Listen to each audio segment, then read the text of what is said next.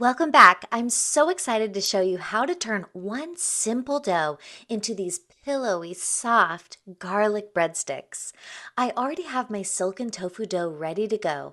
It's my favorite one dough fits all base. If you're starting from scratch, go ahead and pause this video and watch the step-by-step tutorial for how to make the master silken tofu dough linked in the description. Now, this recipe is just one of the over 18 vegan variations featured in my Silken Tofu Bread ebook.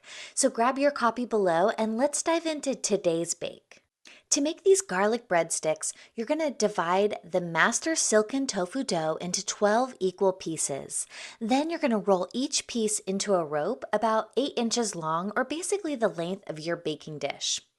Then tie them into a knot and tuck the ends underneath to make garlic knots, or twist them into ropes like I'm doing here together and press the ends tightly so that they don't fall apart.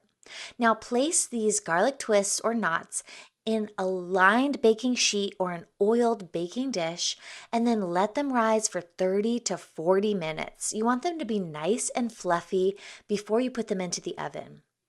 Then, while those are rising, mix melted butter or olive oil, garlic, and parsley together in a bowl. And then before you put them into the oven, brush the garlic twists generously with the garlic mixture. Then they're ready to be placed into the oven at 350 degrees Fahrenheit for about 16 to 18 minutes. And these just came out so good. And that's how you make delicious garlic twists using silken tofu. But don't stop here, because this dough is truly a choose your own adventure base. I use it for everything from bagels to pretzels to cinnamon rolls. So if you want all of my recipes using silken tofu and bread in one printable place, check out my ebook in the description below. Happy baking, and I can't wait to see you in the next one.